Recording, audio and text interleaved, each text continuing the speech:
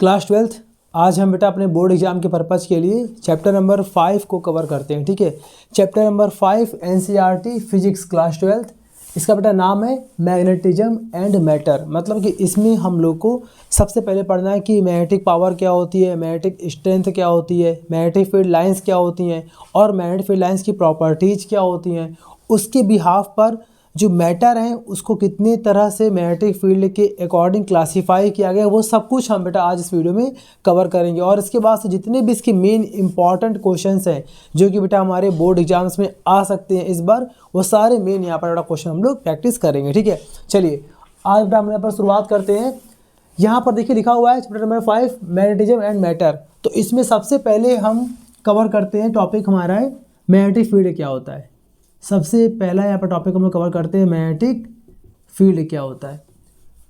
अब एक बात ध्यान दीजिए मैग्नेटिक फील्ड के बारे में। जैसे मान लिया सपोज हमारे पास यहाँ पर कहीं अगर हमारे पास यहाँ पर मैग्नेट रखा हुआ है, यहाँ पर क्या रखा हुआ है, मैग्नेट। ठीक है ना, तो इस मैग्नेट के आसपास एक ऐसा यहाँ पर एरिया बन जाता है बेटा जिसके अंदर अगर हम कोई दूसरा चुंबक यानी कि अगर हम इसके अंदर कोई दूसरा लाते हैं मैग्नेट, या फिर हम लाते हैं आयरन Fe, या फिर हम लाते हैं कोबाल्ट या फिर हम लाते हैं निकेल। मतलब कि अगर ये हमारे पास मैग्नेट है तो अगर इस मैग्नेट के आसपास कुछ ऐसा एरिया हम लोग एज्यूम कर लेते हैं कि उसके अंदर जब हम लोग कोबाल्ट, निकेल, मैग्नेट या आयरन को लेकर आते हैं तो ये क्या करता है, ये उस पर अट्रैक्शन या रिपल्सन फोर्स अप्लाई करता है। अब बात आ रही कि रिपल्सन फोर्स का मतलब और अट्रैक्शन फोर्स का मतलब। जैसे कि कोबाल्ट है, निकेल और आयरन है, तो इन सब पर ये मैग्नेट आपको दिख रहा है, ये मैग्नेट इन सब पर अट्रैक्शन फोर्स अप्लाई करेगा, इनको अपनी ओर अट्रैक्ट करेगा। यानी कि ऐसी कोई बॉडी जो निकेल को, कोबाल्ट को और मैग्नेट को, ठीक है, या फिर आयरन को अपनी ओर अट्रैक्ट करता है बेटा, उसको हम लोग बोलते हैं मैग्नेट। ठीक है ना। और ये भी हो सकता है कि अगर इस मैग्नेट के पास इसके ही जैसा अगर हम कोई दूसरा लाते हैं मैग्नेट, तो यहाँ पर दो पॉसिबिलिटी है, इसके पास या तो रिपल्सन फोर्स अप्लाई हो सकता है या फिर अट्रैक्शन फोर्स। बताएंगे अभी आपको आगे इसके बारे में कि रिपल्सन कब होगा और अट्रैक्शन कब होगा। बाकी आपको दिख रहा है आयरन, आपको दिख रहा है कोबाल्ट और यहाँ पर निकेल, बाकी इन तीनों पर ही अट्रैक्शन फोर्स अप्लाई होगा। ठीक है, तो ऐसे बेटा फील्ड को बोलते हैं हम लोग मैग्नेटिक फील्ड। मतलब कि आपको दिख रहा है ये पूरा एरिया दिख रहा है स्क्वायर शेप में, इस पूरे एरिया को बेटा हम लोग बोल देंगे यहाँ पर this is a magnetic field. तो ये तुम्हारा हो गया पूरा समझने के लिए। ठीक है ना। अब इसको अगर हम नोट्स के फॉर्म में अगर आप डिफाइन करें, जैसे कि आपके बोर्ड एग्जाम में आता है सिंगल नंबर में 1 मार्क 2 मार्क में कि डिफाइन करिए, तो देखिए यहाँ पर डिफाइन कैसे करते हैं। जैसे यहाँ पर लिखा है मैग्नेट, यहाँ पर लिखा है कि अगर हमसे बोला जाए कि आप सिर्फ मैग्नेट को डिफाइन करिए, तो यहाँ पर क्या बताएंगे, मैग्नेट एक ऐसा सब्सटेंस है जो आयरन, कोबाल्ट और निकेल को अपनी ओर अट्रैक्ट करता है, उसको बेटा हम लोग बोलते हैं मैग्नेट। ठीक है, यहाँ पर लिखा देंगे that substance by which cobalt, चलिए मैं यहाँ पर सिंबल फॉर्म में दिखा दे रहा हूँ, कोबाल्ट Cu कॉमा निकेल यानी कि Ni एंड आयरन यानी कि Fe कैन बी अट्रैक्टेड। ये यहाँ पर सिंपल सही से हम लोग डिफाइन कर देंगे कि ऐसी कोई बॉडी जो निकेल को, कोबाल्ट को और आयरन को अपनी ओर अट्रैक्ट करता है, तो ऐसी बेटा बॉडीज को हम लोग बोलते हैं मैग्नेट। ठीक है, यहाँ तक पहले कॉपी करिए। इसके बाद से हम यहाँ पर ध्यान देते हैं कि मैग्नेटिक फील्ड क्या होता है। इसके बाद यहाँ पर हम डिफाइन करते हैं कि मैग्नेटिक फील्ड क्या होता है। वैसे तो आपने समझ लिया है कि यहाँ पर मैग्नेटिक फील्ड क्या होता है, किसी भी मैग्नेट के अराउंड ऐसा एरिया जिसके अंदर आयरन, कोबाल्ट, निकेल को लाने पर अट्रैक्शन फोर्स अप्लाई होता है, या फिर किसी और दूसरे मैग्नेट को लाने पर अट्रैक्शन या रिपल्सन कोई भी फोर्स यहाँ पर अप्लाई हो सकता है। तो ऐसे डेफिनेट एरिया को हम लोग बोलते हैं मैग्नेटिक फील्ड। पहले यहाँ तो जल्दी से कॉपी कर लीजिए, बताते हैं आपको।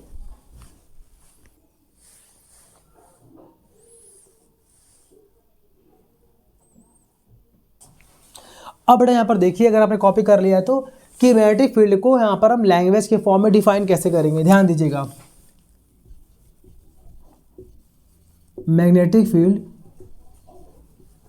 Is the area around any magnet in which if we place any other magnet or the matter, कौन कौन से, iron, cobalt and nickel,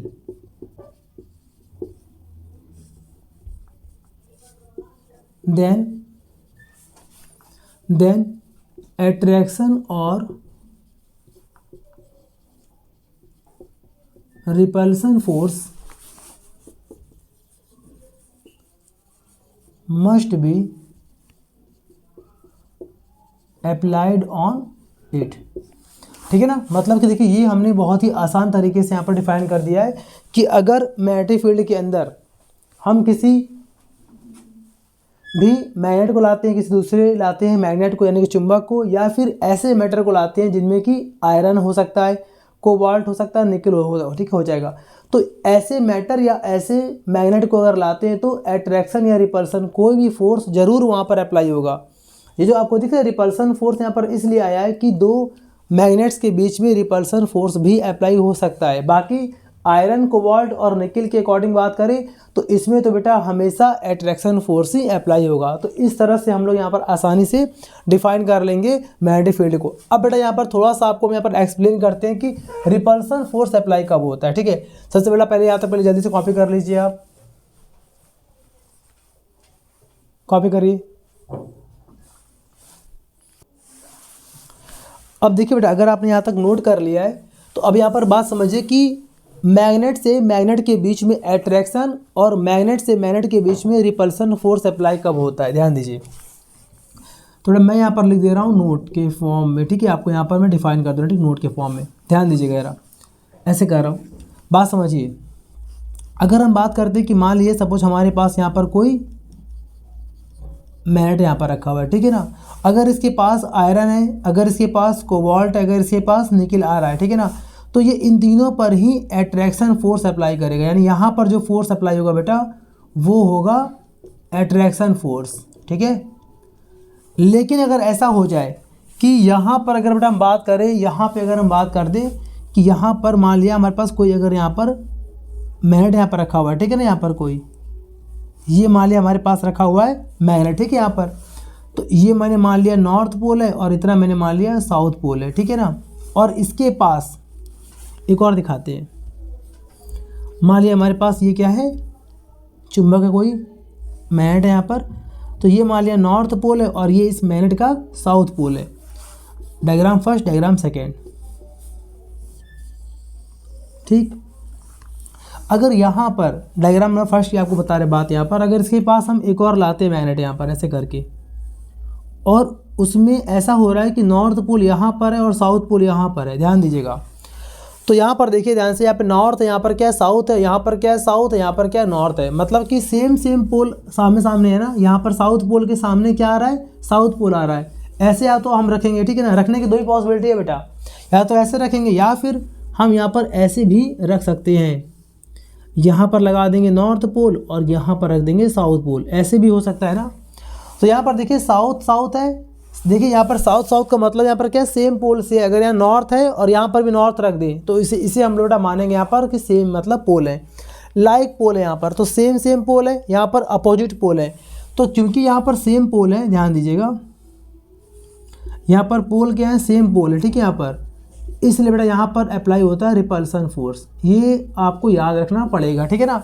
same pole के बीच में रिपल्सन फोर्स अप्लाई होगा। अगर यहाँ पर आप ध्यान दीजिएगा, आप यहाँ पर देखिए, यहाँ पर साउथ, यहाँ पर क्या है नॉर्थ है, यानी कि यहाँ पर अपोजिट पोल है, तो अपोजिट पोल में लिख दे रहे हैं हम यहाँ पर बेटा अपोजिट पोल है, तो यहाँ के लिए अप्लाई हो जाएगा अट्रैक्शन फोर्स। तो इस तरह से आपको यहाँ पर ध्यान रखना है कि कहाँ पर रिपल्सन होता है और कहाँ पर अट्रैक्शन। यानी कि अगर हम बात करें इसकी, अगर बात करें तो यहाँ पर अप्लाई होगा सेम पोल है, तो यहाँ पर अप्लाई होगा रिपल्सन फोर्स। इसीलिए मैंने यहाँ पर लिखवाया था ऊपर यहाँ पर कि अगर एक मैग्नेट के अंदर अगर एक मैग्नेट के पास अगर दूसरा लाते हैं चुंबक यानी कि मैग्नेट, तो वहाँ पर रिपल्सन फोर्स भी अप्लाई हो सकता है और अट्रैक्शन फोर्स भी अप्लाई हो सकता है। अगर आप ऐसे लाएंगे तो रिपल्सन फोर्स यानी कि इसको दूर भगाएगा, ठीक है ना, और यहाँ पर आप दिखा सकते हैं कि यहाँ पर अट्रैक्शन फोर्स ही अप्लाई होगा, क्योंकि यहाँ पर बेटा पोल जो है वो आपस में अपोजिट पोल्स हैं, ठीक है ना। तो इस तरह से आपको पूरा मैग्नेटिक फील्ड को एक्सप्लेन करना, डिफाइन करना है। इसको अच्छे से प्रॉपरली अपने फेयर नोट्स में जल्दी से कॉपी कर लीजिए।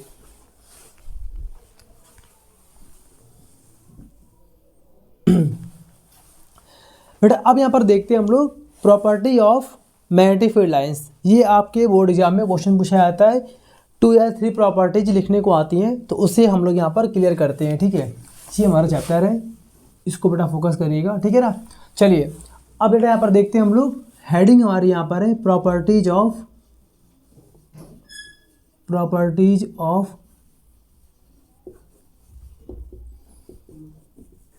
Magnetic field lines.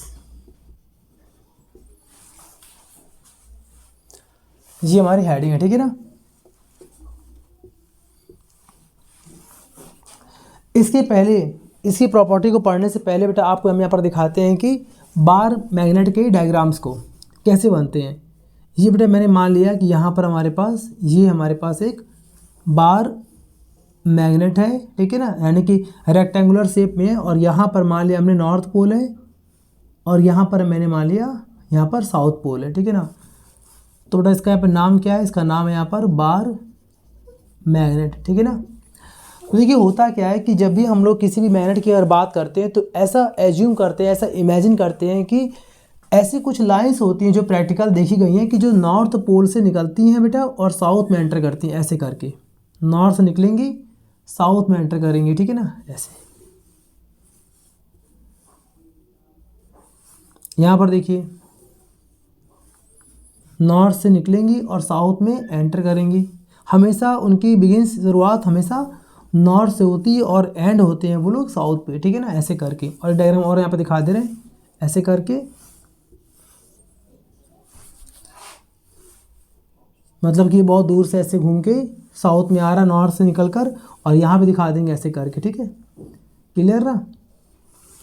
तो बेटा ये पूरा हमारा एक बार मैग्नेट का डायग्राम बन गया, ठीक है। यहाँ पर ये दिखाया गया है कि कुछ इमेजिनरी लाइंस होती हैं जो हमेशा बार मैग्नेट के नॉर्थ पोल से निकलती हैं और एंड होती हैं साउथ पोल पे, एंटर कहाँ करती हैं, साउथ पोल पे, ठीक है ना। तो ऐसी इमेजिनरी लाइंस को हम लोग बोलते हैं मैग्नेटिक फील्ड लाइंस। तो प्रॉपर्टीज पढ़ने से पहले हम लोग को यहाँ पर डिफाइन करना पड़ेगा कि what do you mean by magnetic field lines, मतलब कि मैग्नेटिक फील्ड लाइंस होती क्या है। तो बेटा उसको हम लोग यहाँ पर एक्सप्लेन करते हैं। तो पहले यहाँ पर मैं आपको दिखा दे रहा हूँ definition of magnetic field lines. Magnetic field lines, ठीक है। ये पहले हम लोग इसको क्लियर करते हैं कि मैग्नेटिक फील्ड लाइंस होती क्या है। तो इसके डिफाइन को मैं यहाँ पर लिख दे रहा हूँ, ठीक है। यहाँ पर these are the imaginary lines which always begins from north pole and end at south pole. तो यहाँ पे आपको समझ में आ गया होगा कि डिफाइन यहाँ पर क्या एक्सप्लेन किया जा रहा है यहाँ पर। तो यहाँ पर बड़ा बताया जा रहा है कि these are the imaginary lines, मतलब कि ये इमेजिन कर सकते हैं ऐसे लाइंस है, मतलब इसको हम लोग विजुअलाइज क्लियरली नहीं कर सकते हैं। तो these are the imaginary lines which always begins from, जो हमेशा शुरुआत कहाँ से इनकी होती है, नॉर्थ पोल से, begins from north pole and end at south pole, ठीक है ना। तो ऐसे हम लोग लाइंस को एक्सप्लेन करते हैं as a magnetic field lines, ठीक है। तो ये बेटा हमारा पूरा डिफाइन हो गया डायग्राम के साथ। डायग्राम बना के पहले प्रॉपरली इसको आप डिफाइन कर लीजिए। इसके बाद से हम लोग पॉइंट वाइज 1 2 3 ऐसे करके पॉइंट वाइज हम लोग बेटा प्रॉपर्टी को एक्सप्लेन करेंगे, ठीक है। जल्दी से इसे कॉपी कर लीजिए।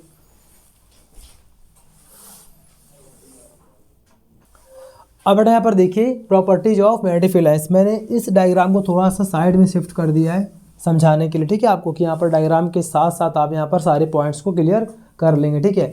तो यहाँ पर देखिए जो पहली प्रॉपर्टी है बेटा वो क्या होती है। तो पहली प्रॉपर्टी आप यहाँ पर देख रहे हैं कि जो भी मैंने आपको डिफ़ाइन किया है, डिफ़ाइन क्या किया था कि ये एक तरह से इमेजिनरी लाइंस होती हैं जो कि नॉर्थ से हमेशा निकलती हैं और साउथ में एंटर करती हैं।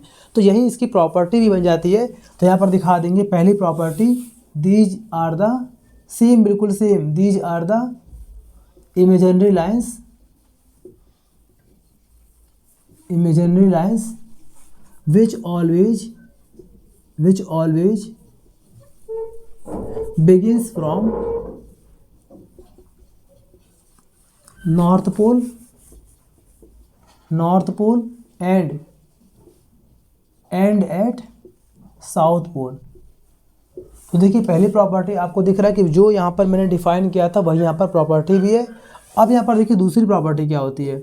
दूसरी प्रॉपर्टी देखिए डायग्राम में ध्यान दीजिए कि देखिए मैग्नेटिक फील्ड लाइंस देख रहे हैं यहाँ पर ना, इस वाले पार्ट में बहुत डेंस है। आपको मैं यहाँ पर 3 पार्ट दिखा रहा हूँ। एक ये पार्ट ध्यान से देखिए, यहाँ पर देखिए, और एक यहाँ पर देखिए, मैंने सर्किल कर दिया है। देखिए इस वाले पार्ट में लाइंस देखिए ज़्यादा हैं, उतने से एरिया में लाइंस ज़्यादा है, यानी यहाँ पर डेंसिटी ज़्यादा है। यहाँ पर भी लाइंस बहुत डेंस हैं, और यहाँ पर या फिर यहाँ पर कहीं और देख लीजिए आप, इसके और इसके अलावा, पोल्स के अलावा कहीं और देखिए तो लाइंस उतनी डेंस नहीं है। इसका बेटा मतलब ये होता है कि दूसरी प्रॉपर्टी हमें ये एक्सप्लेन करती है कि मैग्नेटिक फील्ड लाइंस जो होती हैं वो पोल्स पे बहुत डेंस होती हैं, उसके अलावा किसी भी अदर प्लेस पर उतनी डेंस नहीं होती है। तो यही बेटा हमारी प्रॉपर्टी यहाँ पर बन जाएगी सेकंड पॉइंट के अकॉर्डिंग। तो यहाँ पर लिख देंगे दीज लाइंस आर डेंसर, मतलब बहुत घनी होती है, ठीक है ना। डेंसर एट पोल्स, मतलब ये पोल्स पे बहुत डेंस होती हैं, and rare at other places. मतलब कि पोल्स पे बेटा ये लाइंस बहुत पास होती हैं, बहुत डेंस होती हैं, बाकी अदर प्लेस पर ये क्या होती है, रेयर। रेयर का बड़ा मतलब क्या होता है, दूर दूर, ठीक है ना, या फिर लाइटर फॉर्म में होती हैं। अब बेटा इसके बाद से देखिए हमारा तीसरी यहाँ पर पॉइंट क्या आता है, फिर थर्ड यहाँ पर पॉइंट हमारा आता है कि आपको देखिए यहाँ पर ध्यान से कि अगर हम बेटा बात करें यहाँ पर मैग्नेटिक फील्ड लाइंस की, मैं इस सर्किल को अभी के लिए फिलहाल इरेज कर रहा हूँ, ध्यान दीजिएगा यहाँ पर।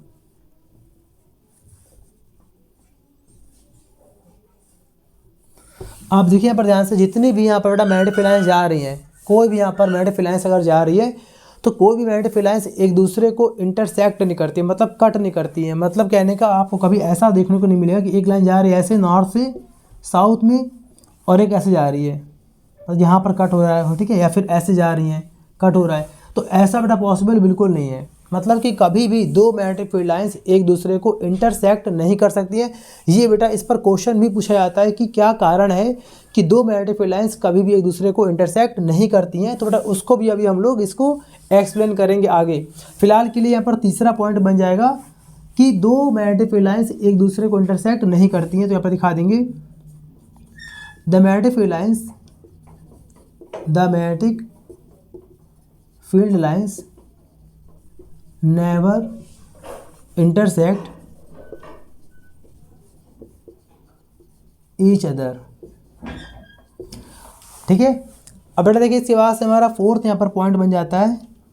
फोर्थ पॉइंट बन जाता है, अगर आपको किसी भी पॉइंट पर, मतलब कि जैसे मैंने यहाँ पर इस वाले मैग्नेटिक फील्ड लाइंस को मैंने सेलेक्ट कर लिया, नाम डाल दे रहे इसके हम ए, और यहाँ डाल दिया मैंने मान लीजिए सी, दिख रहा है आपको ना AC वाली, ठीक लाइन। अगर इस मैग्नेटिक फील्ड लाइंस ए से लेकर जो यहाँ पर पास हो रहा है ए से कहाँ तक, सी तक, अगर इस मैग्नेटिक फील्ड लाइंस के किसी भी पॉइंट पर, मान लिया पॉइंट यहाँ पर है, एक पॉइंट P मान लिया, एक पॉइंट हमने मान लिया यहाँ पर Q, तो किसी भी पॉइंट पर अगर हम फाइंड करना चाहें कि इस पॉइंट पर मैग्नेटिक फील्ड की डायरेक्शन क्या है, इस पॉइंट पर मैग्नेटिक फील्ड की डायरेक्शन क्या है, तो किसी भी पॉइंट पर अगर हमें डायरेक्शन फाइंड करना है तो हम उस पॉइंट पर ड्रॉ कर देते हैं टेंजेंट। मतलब टच करते हुए यहाँ पर एक लाइन हम यहाँ पर ड्रॉ करते हैं, उसका नाम होता है टेंजेंट। और अगर हमने उस पॉइंट पर ड्रॉ कर दिया टेंजेंट, तो ये टेंजेंट इंडिकेट करता है उस पॉइंट पर मैग्नेटिक फील्ड की डायरेक्शन को। मतलब यहाँ पर क्या बताएंगे कि किसी भी मैग्नेटिक फील्ड लाइंस के किसी भी पॉइंट पर अगर हम ड्रॉ करते हैं टेंजेंट, तो वो टेंजेंट उस पॉइंट पर मैग्नेटिक फील्ड की डायरेक्शन को इंडिकेट करता है। जैसे सपोज मान लिया Q पर अगर हमें करना है, तो क्यू पर भी हम एक ड्रॉ कर देंगे टेंजेंट, ऐसे करके टच करते हुए लाइन जाएगी यहाँ पर ऐसे करके, और इस टेंजेंट को हम लोग बोल देंगे यहाँ पर क्या है, बी है। बी वेक्टर का बेटा मतलब क्या होता है, मैग्नेटिक फील्ड है। ठीक है, अभी आपको बताएंगे आगे कि मैग्नेटिक फील्ड का सिंबल जो होता है बेटा वो होता है बी वेक्टर, बता देंगे बाद में। ठीक है ना।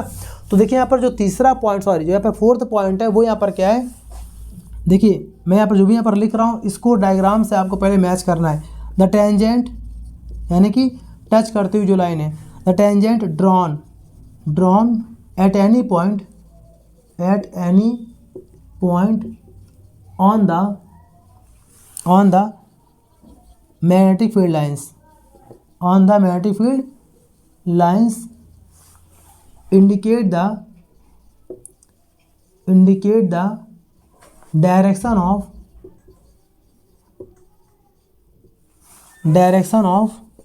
magnetic field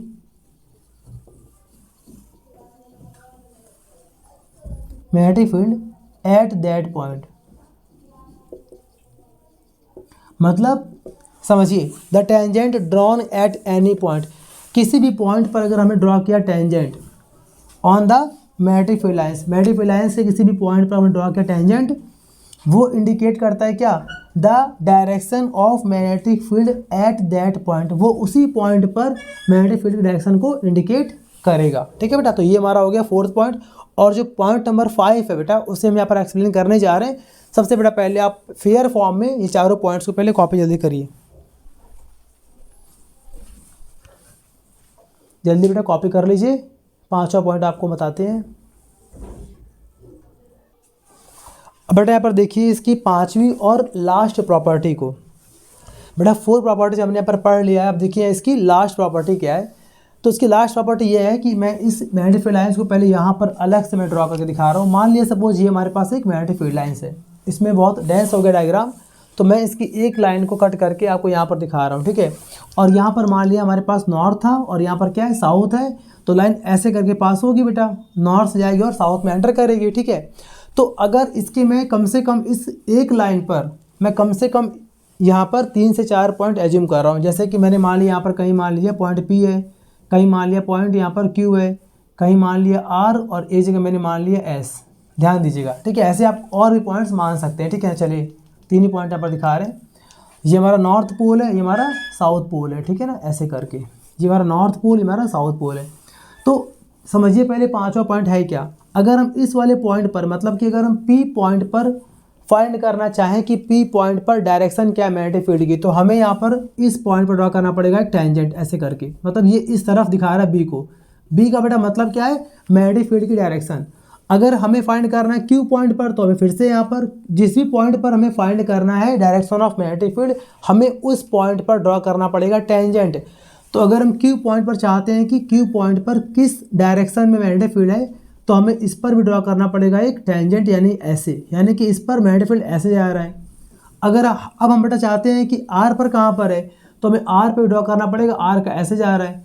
तो आप यहाँ पर देखिए ध्यान से कि मैंने एक ही मतलब यहाँ पर सेम, यहाँ पर एक लाइन है, यहाँ पर सेम मैग्नेटिक फील्ड लाइन्स हमने यहाँ पर लिया है, सेम मैग्नेटिक फील्ड लाइन्स लिया। ठीक है, हमने यहाँ पर लाइन, और एक ही लाइन के अलग अलग पॉइंट P पर, Q पर और R पे अलग अलग पॉइंट पर डायरेक्शन भी अलग अलग आ रही है मैग्नेटिक फील्ड की। यही बेटा हमारा 5वां पॉइंट बन जाता है कि एक ही मैग्नेटिक फील्ड के, जबकि लाइन क्या है, एक ही लाइन है ना, एक ही लाइन के अलग अलग पॉइंट पर मैग्नेटिक फील्ड की डायरेक्शन भी अलग अलग होती है। तो ये बेटा आपका बहुत ही मोस्ट इंपॉर्टेंट आपका यहाँ पर कंटेंट आता है 5वें पॉइंट में। मैं यहाँ पर लिख दे रहा हूँ, इसको ऐसे करना आपको, explain the direction of magnetic field at different points of, मैं यहाँ पर जो भी यहाँ पर लिख रहा हूँ उसको इस डायग्राम से मैच कराइएगा। The direction of magnetic field at different points of same magnetic field lines are different. समझिए इस तरह 5वें पॉइंट का मतलब, the direction of magnetic field यानी कि बी की डायरेक्शन एट डिफरेंट पॉइंट्स, अलग अलग पॉइंट्स P पर, Q पे, R पे, और ये पॉइंट्स कहाँ पर खींचे गए, ऑफ सेम, ये बेटा बहुत ही बड़ा मेन लाइन है यहाँ पर, ये आपको ध्यान देना पड़ेगा, सेम मैग्नेटिक फील्ड लाइन। एक ही मैग्नेटिक फील्ड लाइंस के अलग अलग पॉइंट पर अगर हम डायरेक्शन फाइंड करते हैं मैग्नेटिक फील्ड की, वो क्या होती है, आर डिफरेंट, वो अलग अलग होती है, ठीक है ना। तो ये पूरा हमारा 5 पॉइंट्स हो गए, इसको अच्छे से आप एक्सप्लेन कर लीजिए। अब बेटा इसके बाद से हम लोग एक क्वेश्चन को क्रैक करेंगे। वो क्वेश्चन बेटा हर साल लगभग आपसे पूछा जाता है कि क्या कारण है, what the reason behind it, क्या कारण है कि दो मैग्नेटिक फील्ड लाइंस एक दूसरे को इंटरसेक्ट नहीं करती हैं, ठीक है। तो पहले बेटा यहाँ तो जल्दी से कॉपी कर लीजिए, इस क्वेश्चन को बेटा हम लोग आगे क्रैक करते हैं।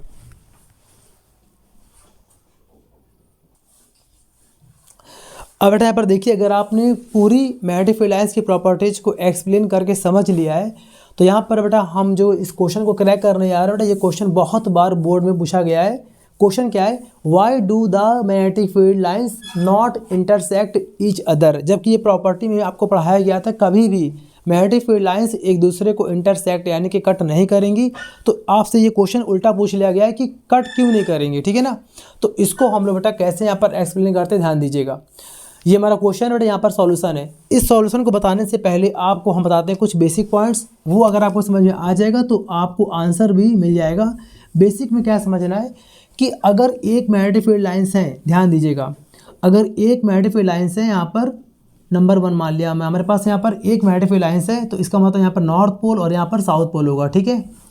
अगर हम किसी भी पॉइंट पर मान लिया, यहाँ पर एक पॉइंट हमने मान लिया, सेलेक्ट किया पी पॉइंट, अगर पी पॉइंट पर आपसे अगर हम कहें कि आप बताइए कि पी पॉइंट पर मैग्नेटिक फील्ड की डायरेक्शन क्या है, तो आप क्या करेंगे बेटा, आप इस पॉइंट पी पर ड्रॉ कर देंगे एक टेंजेंट ऐसे करके, और उसी टेंजेंट को आप इंडिकेट कर देंगे नॉर्थ से साउथ की ओर, आगे की ओर आप, कि ये हमारा क्या है, डायरेक्शन है सर पी पॉइंट पर मैग्नेटिक फील्ड का। आपने ऐसे एक्सप्लेन कर दिया। तो इस एक्सप्लेनेशन से क्या सामने आता है कि किसी एक पॉइंट पर सिर्फ और सिर्फ एक ही डायरेक्शन पॉसिबल है। मतलब मैं लिख रहा हूँ, ध्यान दीजिएगा, eight any one point of the magnetic field lines has only one direction of magnetic field यानी कि बी वेक्टर की डायरेक्शन एक ही होती है। तो ये हमें इस पॉइंट से क्लियर हो गया। ये हमारा बेसिक है कि एक पॉइंट पर सिर्फ और सिर्फ एक ही डायरेक्शन पॉसिबल है। ये हमने प्रॉपर्टी में पढ़ा हुआ था। अब इसी के बिहाफ पे बेटा हम लोग आगे इस क्वेश्चन को क्रैक करते हैं। कैसे बोला गया है, why do the magnetic field lines not intersect each other, मतलब क्यों दो मैग्नेटिक फील्ड लाइंस एक दूसरे को इंटरसेक्ट नहीं करती हैं। हमने मान लिया कि अगर कर देंगे तो क्या होगा, मान लिया हमने कि एक लाइन ये है और एक लाइन ऐसे जा रही है, मान लीजिए, ठीक है ना। यहाँ पर है हमारे पास, यहाँ पर है नॉर्थ पोल, यहाँ पर है नॉर्थ पोल, और यहाँ मान लिया हमने साउथ पोल। और हमने मान लिया कि चलिए दो लाइन से, ये लाइन नंबर 1 है, ये लाइन नंबर 2 है। दो लाइन हमने मान लिया कि दोनों लाइन मान लीजिए इस वाले पॉइंट पर, मान लिया पी पॉइंट पे कट कर रही हैं। अब देखिए ध्यान से, ठीक है, अगर दो लाइन्स अगर किसी एक पॉइंट पे कट करेंगी तो क्या होगा, अगर कट करेंगी तो पी पॉइंट से देखिए दो कर्व जा रहे हैं, एक कर्व आपको दिख रहा है ऐसे और एक ऊपर से, यानी कि अगर पी पॉइंट पर दो कर्व हैं तो हम यहाँ पर पी पॉइंट पर, अगर आपसे बोले कि पी पॉइंट पर डायरेक्शन कितनी होगी मैग्नेटिक फील्ड की, तो आप क्या करेंगे, आप सीधा सीधा ड्रॉ कर देंगे टेंजेंट। एक ऐसे ड्रॉ होगा, ये ड्रॉ होगा मैग्नेटिक फील्ड लाइंस 1 वाले पर, और एक आपने यहाँ ड्रॉ कर दिया बेटा, ये हमारा हो गया दूसरे वाले लाइन पर, ठीक है ना। मतलब कि एक ही पी पॉइंट पर आपने दो कर्व थे, दो कर्व का मतलब एक ये कर्व है, एक मान लीजिए कर्व है, तो दो कर्व है ना यहाँ पर, ठीक है ना, एक ही पॉइंट पर पी पर। तो आपने एक इस पर ड्रॉ किया टेंजेंट और एक आपने इस पर ड्रॉ कर दिया टेंजेंट, और आपको ऐसे एक ही पॉइंट पर आपको दो टेंजेंट ड्रॉ करने को मिल गए, क्योंकि एक ही पॉइंट पर दो कर्व हैं, जितने कर्व उतने टेंजेंट। तो इसका मतलब क्या हुआ कि दो मैग्नेटिक फील्ड लाइंस की डायरेक्शन पॉसिबल है एक ही पॉइंट पर, जो कि इम्पॉसिबल है। आपको बताया गया था यहाँ पर कि एक पॉइंट पर सिर्फ और सिर्फ एक ही डायरेक्शन पॉसिबल है। अगर ऐसा होगा तो एक पॉइंट पर दो कर्व हैं, दो कर्व होने के कारण से आप यहाँ पर दो ड्रॉ करेंगे टेंजेंट, यानी कि एक पॉइंट पर दो डायरेक्शन हो गई, जो कि इम्पॉसिबल है, ठीक है ना। इस कारण से कभी भी ऐसा नहीं होता। ये हमारा एक्सप्लेनेशन है। अब बेटा इसको हम लोग कैसे बोर्ड में लैंग्वेज फॉर्म में करेंगे एक्सप्लेन, आप यहाँ पर ध्यान दीजिए। यहाँ पर लिख देंगे इफ़ द ध्यान दीजिएगा, समझ के पूरा डायग्राम के अकॉर्डिंग समझिएगा। If the magnetic field lines intersect each other than at the point of intersection मतलब जहाँ पर दोनों कट कर रहे थे उस पॉइंट को बोलते हैं, मैंने मान लिया P है, डायग्राम में मैंने मान लिया P है, ठीक है ना। There are two tangents are possible. अगर ऐसा होगा तो एक ही इंटरसेक्शन पॉइंट पर दो टेंजेंट्स पॉसिबल होंगे। There are two tangents are possible at single point, और वो पॉइंट क्या है हमारे अकॉर्डिंग P है बेटा, ठीक है ना। इट मीन्स दैट, इसका बेटा मतलब क्या हुआ, it means that there are two directions, बेटा मैं इसको ऐसे करके यहाँ पर क्लोज कर दे रहा हूँ। There are two directions of magnetic field are possible at a single point. इसका मतलब हुआ कि एक ही सिंगल पॉइंट पर दो डायरेक्शन पॉसिबल हो जाएंगी मैग्नेटिक फील्ड की, जो कि इम्पॉसिबल है, ठीक है ना, विच इज़ इम्पॉसिबल। यहाँ दिखा देंगे विच इज़ इम्पॉसिबल, जो कि इम्पॉसिबल है बिकॉज, क्यों, because at any one point यानी कि P there is only one direction of magnetic field is possible. तो बेटा इस तरह से पूरा आप लोग यहाँ पर एक्सप्लेन कर सकते हैं इस कारण को कि दो मैग्नेटिक फील्ड लाइन्स एक दूसरे को इंटरसेक्ट क्यों नहीं करती हैं, ठीक है। इसे प्रॉपरली लैंग्वेज के फॉर्म में कॉपी कर लीजिए। ये आपका बेसिक नोट्स थे और ये आपका फेयर नोट्स होगा बोर्ड एग्जाम के क्वेश्चन के लिए।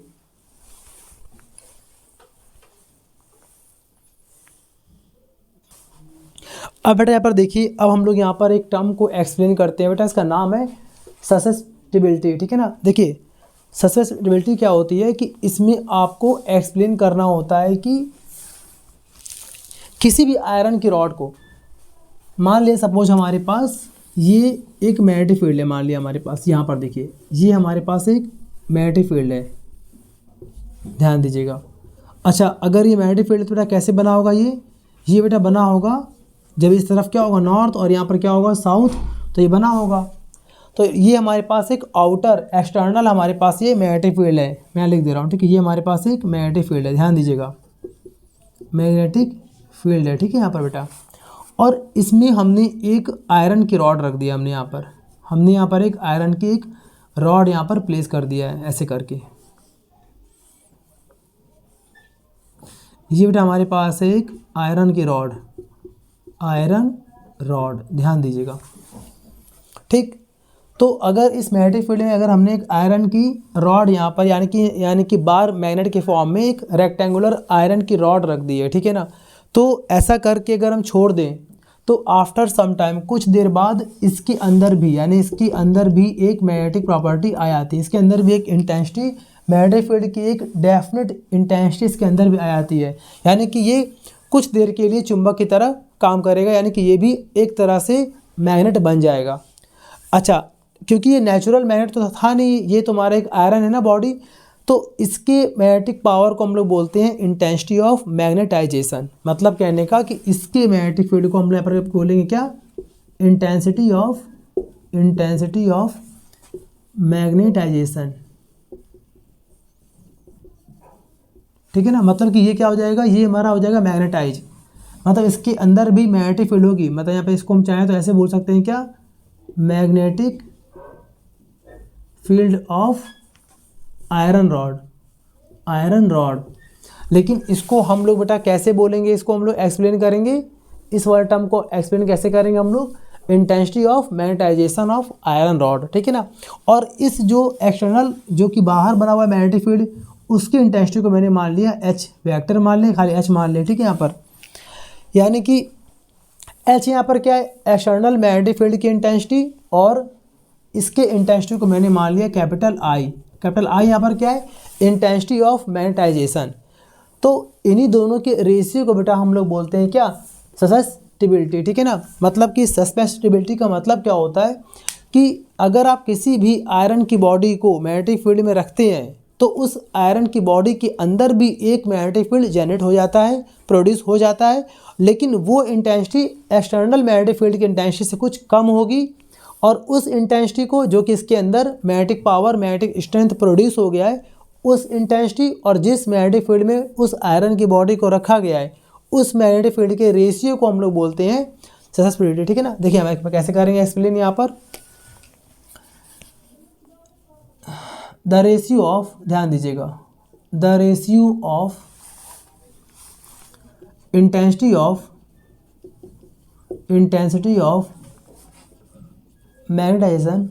मैग्नेटाइजेशन यानी कि I of bar iron rod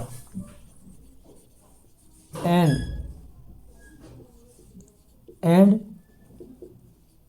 intensity of external magnetic field यानी कि H is known as susceptibility. Done, clear है यहाँ पर ना कि I और H के रेशियो को बेटा हम लोग बोलते हैं क्या, ससेप्टिबिलिटी, ठीक है ना। अब इसमें बेटा हम लोग एक लैंग्वेज को भी ऐड कर सकते हैं यहाँ पर, जो कि इसकी पहले चाहे तो आप यहाँ पर लिख दीजिएगा, let a iron rod be placed at external, यहाँ से external magnetic field, then after some time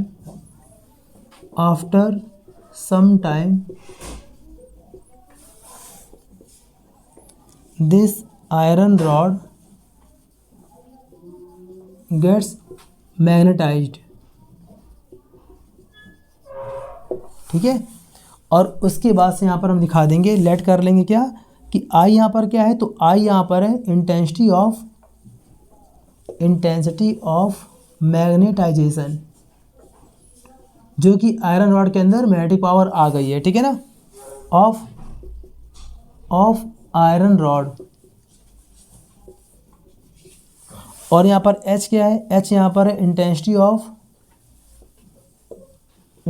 of external magnetic field. थोड़ा ये पूरा हमारा एक्सप्लेन कर देगा ससेप्टिबिलिटी को, ठीक है ना। अब बेटा इसके बाद से हम यहाँ पर दिखा देंगे नोट के फॉर्म में क्या, पहला क्या बेटा, अच्छा सिंबल यहाँ पर क्या है इसका, देखिए बेटा ससेप्टिबिलिटी को हम दिखाते हैं काई एम से, तो यहाँ पर दिखा देंगे क्या, काई एम का बेटा मतलब क्या है, ससेप्टिबिलिटी, ठीक है ना। तो काई एम को दिखा देंगे, इट इज यानी chi M is a scalar quantity. ये क्या होता है बेटा, स्केलर क्वांटिटी होती है, ठीक है, पहला, यानी कि इसमें कोई डायरेक्शन नहीं होती है, पहला पॉइंट। और बेटा दूसरा पर पॉइंट दिखा देंगे हम लोग, it has no unit and dimension, बेटा इसकी कोई भी यूनिट और डायमेंशन नहीं होती है। तो बेटा ये पूरा हम लोग एक्सप्लेन कर देंगे अगर हमारी एडिंग एक्सप्लेन करने को आती है तो बेटा, ठीक है। अब बेटा इसके बाद से हम लोग एक्सप्लेन करते हैं परमेबिलिटी को, जल्दी से बेटा इसे अच्छे से कॉपी कर लीजिए।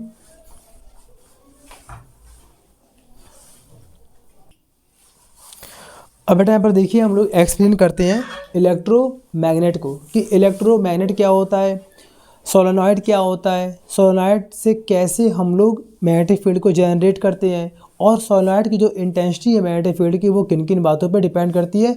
तो इस कंटेंट में हम लोग बेटा सारे के सारे जितने भी आपके डाउटफुल क्वेश्चंस हैं सबको बेटा हम लोग एक्सप्लेन करते हैं, ठीक है, कि सोलेनॉइड क्या होता है, इलेक्ट्रोमैग्नेट क्या होता है, कैसे लाइंस जनरेट होती हैं, क्यों जनरेट होती हैं, क्यों इसको टेम्परेरी मैग्नेट के नाम से जाना जाता है और किन किन बातों पर ये डिपेंड करता है, ठीक है। चलिए सबसे बेटा पहले हम लोग इस हेडिंग में एक्सप्लेनेशन ऑफ इलेक्ट्रोमैग्नेट में हम लोग एक्सप्लेन करते हैं कि इलेक्ट्रोमैग्नेट क्या होता है स्टेप बाय स्टेप, मतलब डिफाइन के अकॉर्डिंग। तो पहला यहाँ पर पॉइंट हमारा बनेगा डेफिनेशन ऑफ इलेक्ट्रोमैग्नेट। ये होता क्या है? देखिए इलेक्ट्रोमैग्नेट का बेटा मतलब क्या है कि इलेक्ट्रिसिटी प्लस मैग्नेट, मतलब कि अगर हम इलेक्ट्रिसिटी की हेल्प से अगर हम लोग मैग्नेटिक फील्ड को जनरेट करते हैं बेटा तो उसको हम लोग बोलते हैं इलेक्ट्रोमैग्नेट, ठीक है। यहाँ पर दिखा देंगे इलेक्ट्रोमैग्नेट, ध्यान दीजिएगा, electromagnet is the system by which magnetic field is produced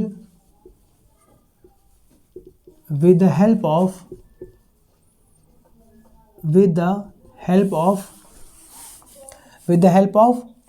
electricity, ठीक है ना, with the help of electricity, ठीक है ना। और यहाँ पर दिखा देंगे ब्रैकेट में कि इलेक्ट्रोमैग्नेट जो वर्ड बना हुआ है ये दो शब्दों से मिलकर बना हुआ है। पहला बेटा यहाँ पर क्या है, इलेक्ट्रिसिटी, पहला यहाँ पर वर्ड है हमारा इलेक्ट्रिसिटी और प्लस मैग्नेटिक फील्ड यानी कि मैग्नेट। चलिए ऐसे लिख दे रहे हैं, इलेक्ट्रिसिटी से मैग्नेट को प्रोड्यूस कर रहे हैं बेटा, तो इसीलिए बेटा इसका नाम पड़ा हुआ है क्या, इलेक्ट्रोमैग्नेट, ठीक है ना। तो ये तो हमारा बेसिक सा डिफाइन हो गया। अब बेटा इसके बाद से हम लोग एक्सप्लेन करेंगे यहाँ पर कि सोलेनॉइड क्या होता है, ठीक है। तो यार दूसरा बेटा यहाँ पर पॉइंट है क्या, फिगर ऑफ इलेक्ट्रोमैग्नेट या फिर इसका एक और बड़ा नाम क्या है, सोलेनॉइड। अब बेटा हम लोग इस वाले पॉइंट को एक्सप्लेन करते हैं, ये लॉन्ग में आता पूरा क्वेश्चन है कि एक्सप्लेन करने को। तो फिगर ऑफ इलेक्ट्रोमैग्नेट यानी कि सोलेनॉइड क्या होता है बेटा, इसमें हम लोग सिलेंड्रिकल शेप में, सिलेंडर देखा है ना आपने क्लास 10th में पढ़ा होगा सिलेंडर, तो सिलेंडर की तरह कोर आयरन यानी कच्चा लोहा, कोर आयरन होता है, सॉफ्ट कोर आयरन होता है बेटा, और उसमें हम लोग कॉपर के इंसुलेटिंग वायर को रैप करते हैं, लपेट देते हैं, ठीक है। और लपेटने के बाद हम लोग बेटा उसमें बैटरी या सेल की हेल्प से अपने अकॉर्डिंग करंट फ्लो करते हैं, और जहाँ से करंट एंटर करता है वो होता है साउथ पोल, जहाँ से करंट बाहर निकलता है बेटा वो होता है नॉर्थ पोल, ठीक है। इस तरह से हम लोग पूरा यहाँ पर एक्सप्लेन करते हैं डायग्राम को। पहले ध्यान दीजिएगा जरा, इस अच्छे से पहले कॉपी कर लीजिए। ये बेटा मैंने मान लिया कि हमारे पास यहाँ पर एक सिलेंडर है, ठीक है, ये मैंने मान लिया हमारे पास यहाँ पर एक सिलेंडर है, ठीक है, ऐसे करके,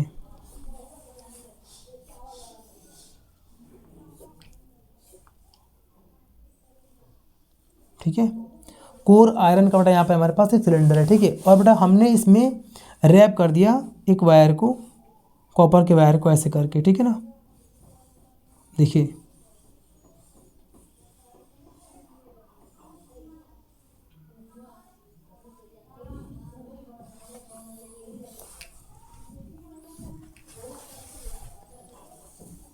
ये आप ध्यान दीजिएगा, ठीक है। यहाँ पर ना तो हमने यहाँ पर एक कॉपर वायर को हमने बाइंड कर दिया। ये बेटा क्या है, तो ये जो दिख रहा है आपको अलग से यहाँ पर ये बेटा, ये हमारा, आपको मैं इसको थोड़ा सा लाइन लिंक फॉर्म में दिखा दे रहा हूँ। ये बेटा हमारा कोर आयरन है, ठीक है, यहाँ पर ये हमारा कोर आयरन है पूरा, ठीक है।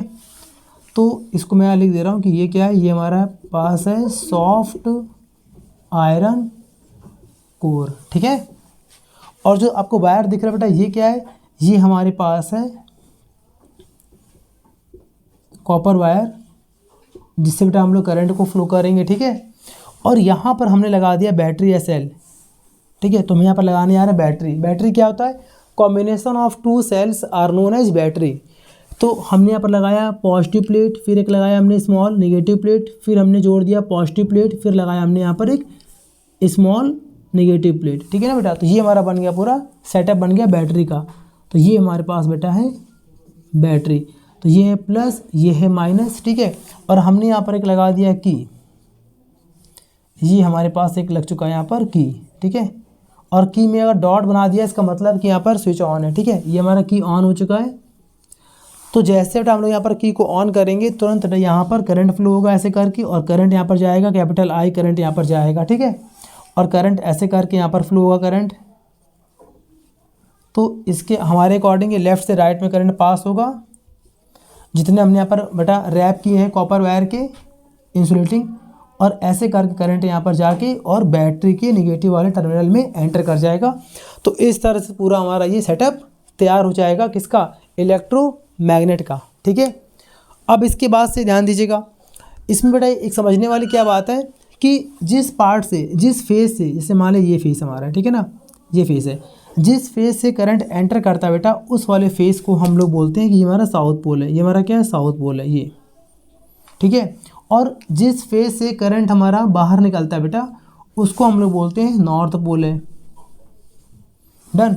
तो ये बन गया हमारा साउथ पोल, ये हमारा बेटा बन चुका है नॉर्थ पोल। ये पूरा हमारा सेटअप है। ये हमारे पास बैटरी है, ये हमारे पास की है।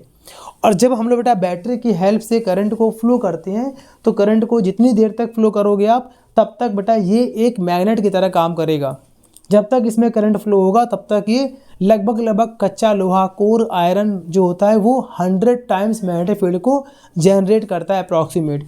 तो जितनी देर तक हम लोग बैटरी से करंट फ्लो करेंगे बेटा उतनी देर तक इसमें मैग्नेटिक पावर रहेगी। जैसे हम लोगों ने बैटरी से कनेक्शन हटाया, मतलब कि इसमें करंट फ्लो होना बंद हो गया, तुरंत बेटा ये मैग्नेटिक पावर को लूज कर देगा, खो देगा। तो इसका बेटा मतलब क्या है, इसका मतलब है कि ये एक टेम्पररी मैग्नेट है। मतलब टेम्पररी का मतलब एक निश्चित समय के लिए मैग्नेट काम करता है। अगर आपने करंट फ्लो किया तो ये बन जाएगा मैग्नेट, आपने करंट फ्लो करना बंद कर दिया ये फिर से हमारा मैग्नेटाइज होना बंद हो जाएगा। ये नॉर्मल ऐसे रहेगा, ये चुंबक वाला कोई काम नहीं करेगा, ठीक है ना। इसलिए बेटा इसका एक और नाम क्या होता है, इलेक्ट्रोमैग्नेट का एक और नाम क्या है, टेम्पररी मैग्नेट, ठीक है। डायग्राम को पहले इसको अच्छे से कॉपी करिए, फिर इसके जितने भी कंटेंट्स हैं जो कि आपको अपने बोर्ड में 5 नंबर में जो लॉन्ग क्वेश्चन आते हैं उसमें एक्सप्लेन करना होगा, वो सारे पॉइंट्स को हम यहाँ पर बेटा लिखवाते हैं। जल्दी पहले यहाँ तक कॉपी करिए, स्क्रीनशॉट इसका ले लीजिए आप। अब बेटा यहाँ पर देखिए तीसरा बेटा यहाँ पर पॉइंट लिखा हुआ है theory and working of electromagnet. मतलब इसमें हमें क्या क्या लैंग्वेज को रिप्रेजेंट करना है अपने बोर्ड एग्जाम की कॉपी में बेटा, वो ध्यान दीजिए। यहाँ पर दिखा देंगे, in this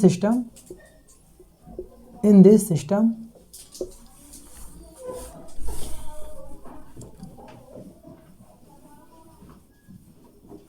a core iron cylinder shape matter is present, ठीक है। इसमें क्या होता है बेटा, बहुत ही सिंपल यहाँ पर लैंग्वेज दिखा रहे हैं आपको, a core iron cylindrical shape matter is present, ठीक है। इसमें एक ऐसा होता है मैटर, पूरा सब्सटेंस होता है, आप चाहे तो यहाँ पर सब्सटेंस भी लिख सकते हैं, ठीक है ना। इन विच, जिसके ऊपर, मतलब बेटा जो भी मैं यहाँ पर लिख रहा हूँ उसे आप इस डायग्राम के अकॉर्डिंग समझ कर प्रैक्टिस करिए कि मैं यहाँ पर जो लिख रहा हूँ क्या उस डायग्राम में एक्सप्लेन किया गया या नहीं। In which a large number of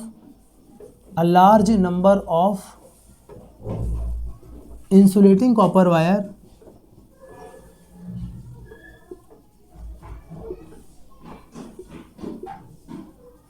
are wrapped, मतलब लपेटा गया, ठीक है ना, आर रैप्ड, जिसके ऊपर ढेर सारे नंबर ऑफ टर्न्स बोल सकते हैं, नंबर ऑफ कॉइल्स बोल सकते हैं, कॉपर वायर के रैप होते हैं, ठीक है ना।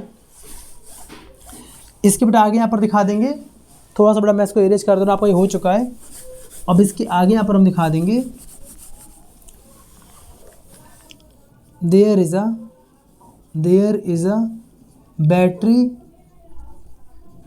And key is added in this system as a electric circuit के अकॉर्डिंग बेटा हम लोग इसमें बैटरी और की को ऐड करते हैं एज ए इलेक्ट्रिक सर्किट, ठीक है। इसमें बेटा हम लोग ऐड करते हैं एक इलेक्ट्रिक सर्किट, और यहाँ पर दिखा देंगे by which electric current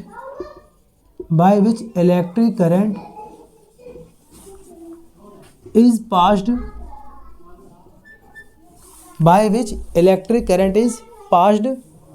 in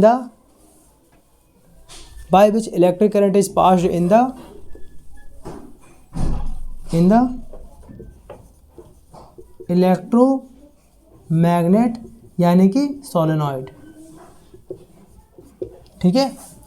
तो आप जरा बेटा यहाँ पर बहुत ध्यान से समझिए, मैं यहाँ पर क्या लिखवा रहा हूँ। इन दिस सिस्टम, इस सिस्टम में क्या होता है, a core iron cylindrical shape matter यानी सब्सटेंस इज प्रेजेंट, इसमें एक कच्चा लोहा होता है, ठीक है ना, कोर आयरन, इन विच जिसके ऊपर a large number of insulating copper wire are wrapped, जिसके ऊपर बेटा इंसुलेटिंग कॉपर वायर रैप होता है। चाहे तो यहाँ पर वायर भी लिख सकते हैं या फिर रहने दीजिएगा, बात एक ही है, लपेटा जाता है, ठीक है। There is a battery and key is added in this system, और इसमें हम लोग बैटरी और की को ऐड करते हैं एज अ इलेक्ट्रिक सर्किट, कि वो हमारा काम करता है इलेक्ट्रिक सर्किट की तरह काम करता है, ठीक है यहाँ पर।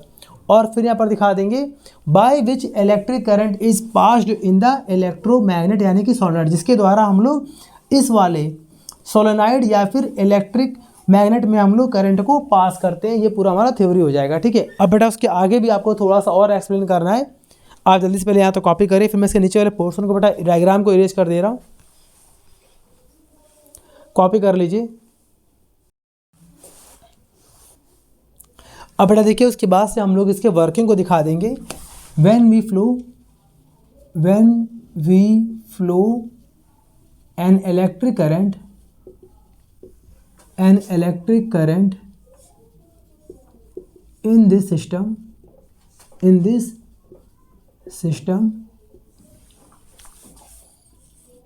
it behaves like a magnet, मतलब कि ये एक मैग्नेट की तरह बिहेव करता है, ठीक है ना। At the time period of flowing current, ये आपको बेटा बहुत ही मेन लाइन यहाँ पर एक्सप्लेन करना है कि जितनी देर तक उसमें करंट फ्लो होता है, at the time period of flowing current and if we stop the flowing current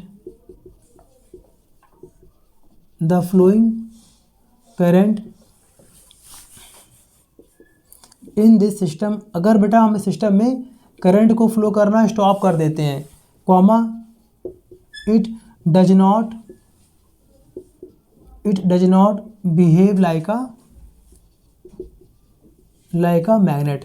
clear है यहाँ पर ना, मतलब at the time period of flowing current, जितनी देर तक हम लोग बेटा यहाँ पर करंट को फ्लो करते हैं उतनी देर तक ये बिहेव करता है मैग्नेट की तरह, और जैसे हम लोग बेटा यहाँ पर स्टॉप करते हैं फ्लोइंग करंट को, इसमें फ्लो करना, तुरंत ये मैग्नेट से हट जाता है, अपनी प्रॉपर्टी को ये लूज कर देता है, खो देता है, ठीक है ना। और यहाँ पर क्या दिखाना है हमको कि ये साउथ और ये नॉर्थ पोल के बारे में यहाँ पर एक्सप्लेन करना है। नाउ द एंड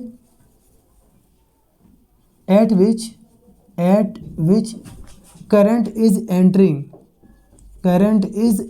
जहाँ से करंट एंटर करता है, entering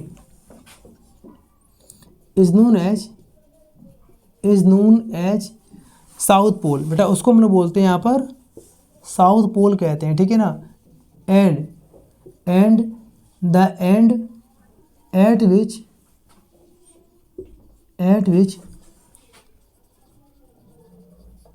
करंट इज एग्जिट, और जहाँ से करंट बाहर निकलता है बेटा उसे हम लोग बोलते हैं north pole, is known as north pole, ठीक है।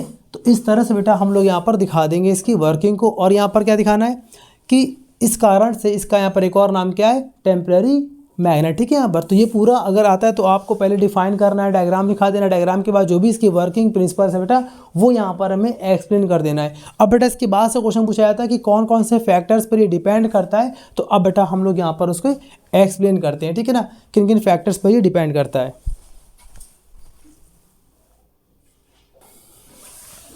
अब बेटा यहाँ पर देखिए ध्यान से, अब बेटा हमें यहाँ पर पढ़ना है इसका फोर्थ और लास्ट इसकी हेडिंग है बेटा factors affecting the strength of electromagnet, मतलब कि इलेक्ट्रोमैग्नेट के मैग्नेटिक पावर यानी मैग्नेटिक स्ट्रेंथ को किन किन फैक्टर पर डिपेंड रहना पड़ता है, कौन कौन से ऐसे फैक्टर हैं जो इसकी वैल्यू को कम या ज़्यादा कर सकते हैं, ठीक है ना।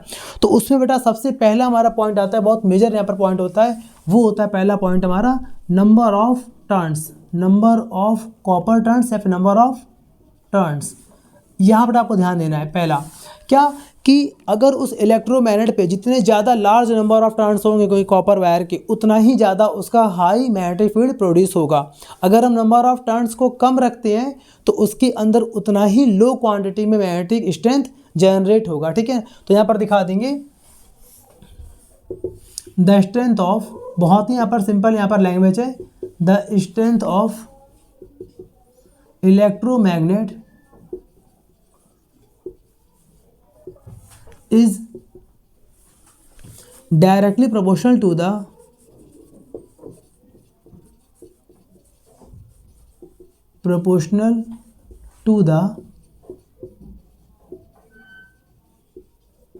number of turns wrapped in the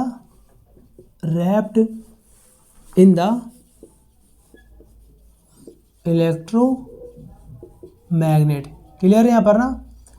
देखिए डायरेक्टली प्रोपोर्शनल का मतलब यहाँ पर क्या हुआ, इसका मतलब यहाँ पर कि जितना ज़्यादा नंबर ऑफ टर्न्स होगा उतना ही ज़्यादा उसका मैग्नेटिक फील्ड भी जनरेट होगा, ठीक है। इसको अगर हम शॉर्ट में दिखाएंगे यहाँ पर तो कैसे दिखाएंगे, यहाँ पर देयरफॉर ऐसे दिखा देंगे यहाँ पर हम लोग strength of electromagnet proportional to the, directly proportional to the number of turns, number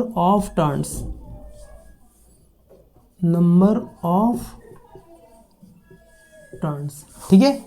तो बेटा ये हमारा पहला पॉइंट हो गया, ठीक है। देखिए दूसरा बड़ा पॉइंट क्या है, इसको अच्छे से पहले जल्दी से बेटा कॉपी कर लीजिए। देखिए दूसरा पॉइंट क्या है, दूसरा बेटा पर पॉइंट हमारा बन जाता है अगर कॉपी कर लिया आपने तो देखिए strength of electric current, strength of electric current. बेटा ये हमारा बनता है दूसरा पॉइंट। इसका मतलब क्या, आपको बताया था हमने कि इलेक्ट्रोमैग्नेट में बैटरी या सेल की हेल्प से हम लोग करंट को पास करते हैं और करंट उसके कॉइल से होते हुए एक पोल से दूसरे पोल में वापस आ जाता है, ठीक है ना। तो जितनी हाई क्वांटिटी का इलेक्ट्रिक करंट होगा, जैसे कि अगर आपने 2 एम्पियर फ्लो किया तो 2 एम्पियर कम है तो इसी अकॉर्डिंग इसका मैग्नेटिक फील्ड भी कम प्रोड्यूस होगा। अगर आपने 1000 एम्पियर का करंट फ्लो किया इलेक्ट्रोमैग्नेट में तो ये उसी हिसाब से आपको हाई क्वांटिटी का मैग्नेटिक फील्ड देगा, ठीक है ना। तो मतलब कि स्ट्रेंथ ऑफ इलेक्ट्रिक करंट में भी आपको दिखा देना है कि strength of electromagnet directly proportional होता है किसके, स्ट्रेंथ ऑफ इलेक्ट्रिक करंट के। करंट ज़्यादा तो इलेक्ट्रोमैग्नेट की मैग्नेटिक पावर ज़्यादा, अगर करंट कम फ्लो करेंगे तो वो उतना ही कम मैग्नेटिक पावर को जनरेट करेगा, ठीक है। तो दूसरा पॉइंट यहाँ पर हम दिखा देंगे सेम यहाँ पर लैंग्वेज में कि आपको याद करने में या लिखने में आपको कोई दिक्कत ना हो। सेम यहाँ पर लैंग्वेज होगी the strength of electromagnet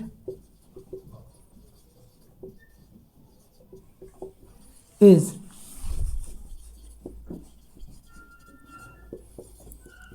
directly proportional to the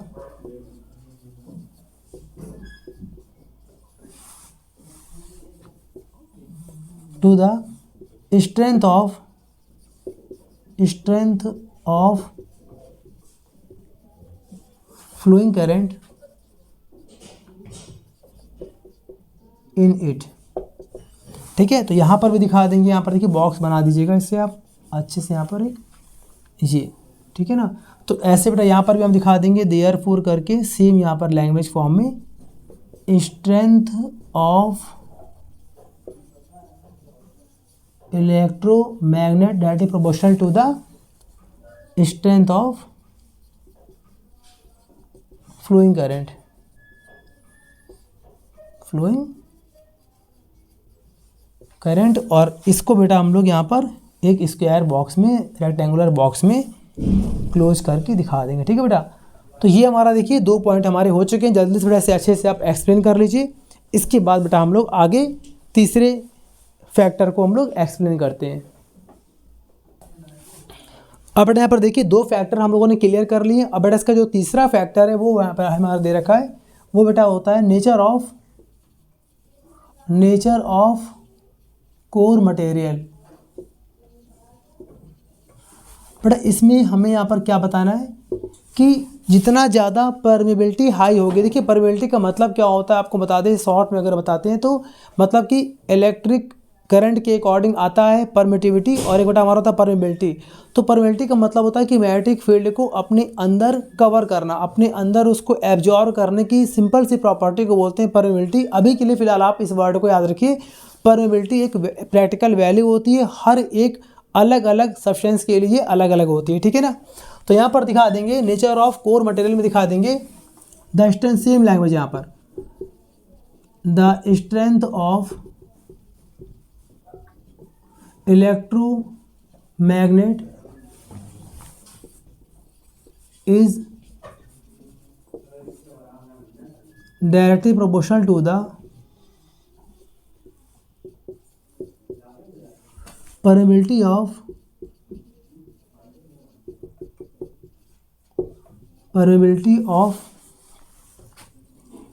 core iron. ठीक है ना, कोर आयरन मटेरियल, मतलब जो भी हमने यहाँ पर मटेरियल का इस्तेमाल कर रहे हैं, अगर उस मटेरियल के लिए परमेबिलिटी जितनी हाई होगी उसका मैग्नेटिक पावर भी उतना ज़्यादा हाई होगा। ठीक है, तो इसको यहाँ पर दिखा देंगे देयरफॉर करके हम लोग सेम यहाँ पर लैंग्वेज फॉर्म में, strength of electromagnet proportional to the permeability of core iron. ठीक है ना,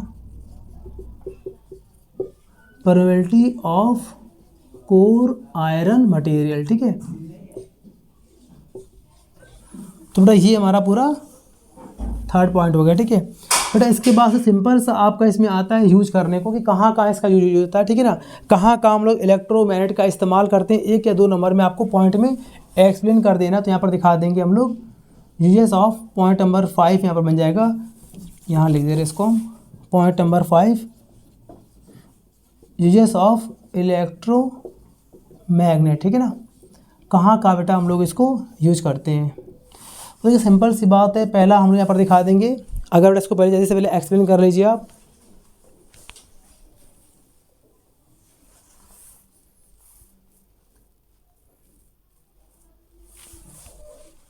ठीक है, कर रहे हैं कॉपी से। अब देखिए यहाँ पर ये बिल्कुल भी आउट ऑफ सिलेबस तो नहीं बोलेंगे। अगर आप जब एक्सप्लेन करते हैं ना इलेक्ट्रोमैग्नेट को बेटा, तो उसमें अलग से 1 या 2 लाइन को आपको यहाँ पर दिखाना पड़ता है कि कहाँ कहाँ पर इलेक्ट्रोमैग्नेट का इस्तेमाल होता है। तो कहाँ कहाँ होता है बेटा, पहला तो आप दिखा दीजिए यहाँ पर क्या, रिंगिंग बेल में, रिंगिंग बेल हो गया। ठीक है, टेलीफोन वगैरह में इसमें बेटा इसका ठीक है होता है इस्तेमाल, एक्सेट्रा। और बेटा दूसरा दिखा दीजिएगा हॉस्पिटल्स वगैरह में होता है। ठीक है ना, हॉस्पिटल्स वगैरह में होता है, मेडिकल साइंस लिख दीजिएगा। तो इस तरह से उसमें होता है क्या कि अगर बहुत हमारे आइज़ वगैरह बहुत बड़ा कंफर्ट जोन होते हैं हमारे बॉडी के, तो अगर आइज़ वगैरह अगर बहुत बारीक से बहुत टाइनी अगर आयरन पार्टिकल चले जाते हैं, तो एक इलेक्ट्रोमैग्नेट होता है बेटा, उसको हम लोग आँख के पास लगा के और धीरे धीरे उसकी इंटेंसिटी को हाई करते जाते हैं, इतनी हाई करते हैं कि उस पॉइंट साइज ऑब्जेक्ट को अपनी ओर अट्रैक्ट कर सके ऑपरेशन मॉडल में। तो इस तरह से हम लोग यहाँ पर दिखा देंगे कि रिंगिंग बेल, टेलीफोन, ठीक है ना, हॉस्पिटल्स में, स्कूल्स वगैरह में किस पर्पज़ से करते हैं इस्तेमाल, बड़ा यूज करते हैं, वो एक अलग की बात है। ठीक है ना, तो ये पूरा आपको अच्छे से आज इस लेक्चर में कवर करना है। तो आज हमने बेटा मैग्नेटिक फील्ड क्या होती है, मैग्नेटिक फील्ड लाइंस क्या होती हैं, इनकी प्रॉपर्टीज हम लोगों ने कर लिया एक्सप्लेन, इलेक्ट्रोमैग्नेट क्या होता है ना, ठीक है, काईएम क्या होता है, आई क्या होता है, एच क्या होता है, बेटा सारी वैल्यूज़ को हम लोगों ने आज प्रॉपरली एक्सप्लेन कर लिया है। तो इसको अच्छे से रेडी कर लीजिएगा। कल बेटा मिलते हैं आपको इसके पार्ट 2 के साथ, जिसमें बेटा हम लोग इस चैप्टर को अप्रॉक्सीमेट पूरा फिनिश कर लेंगे अपने बोर्ड एग्जाम के लिए। Thank you.